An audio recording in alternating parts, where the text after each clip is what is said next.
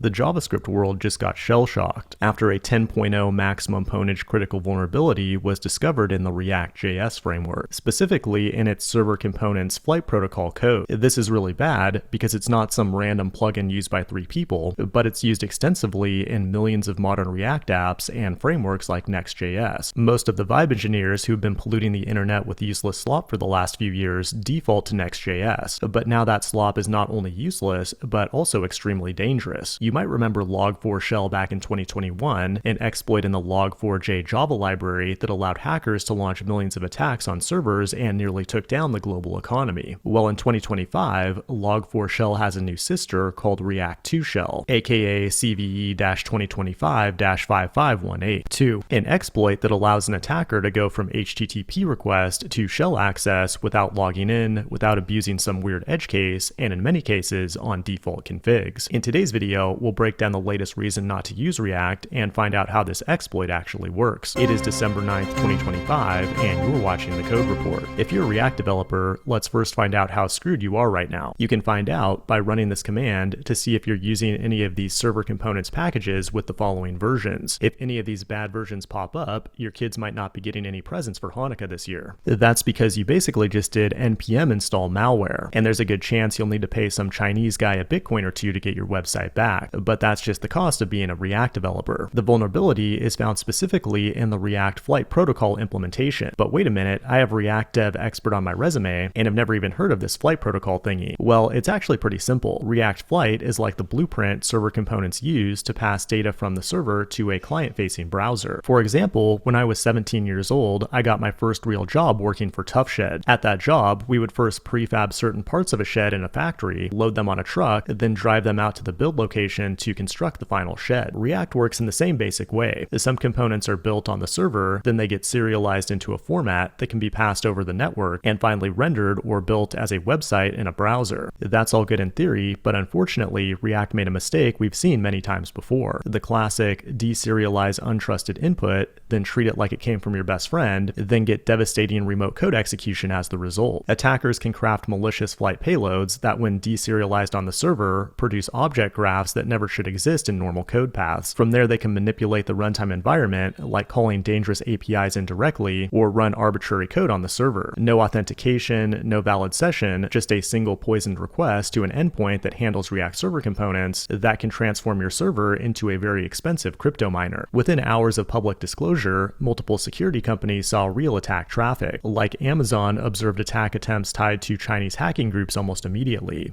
There's estimated to be over 2 million vulnerable servers out there, and hackers are currently scanning and trying to exploit them as we speak. And that's why you need to update your code as ASAP as possible. And one tool that can help you do that is GenSpark, the sponsor of today's video. It's an all-in-one AI workspace that orchestrates multiple AI models to get work done faster. So instead of manually bouncing around Gemini 3, Nano Banana, Sonnet 4.5, or whatever new model just dropped, you can just tell GenSpark what you want, and it'll automatically use a mixture of agents to give you a highly polished output in one shot. As a developer, you can use their browser-based dev environment to build anything from landing pages to full-stack web apps that you can just as easily deploy on Cloudflare. And if you want, you can connect your account to external services like Slack and Google Drive, so GenSpark can take actions on your behalf and become a single hub for all of your work. Use the link below to try out GenSpark for free today. This has been the Code Report. Thanks for watching, and I will see you in the next one.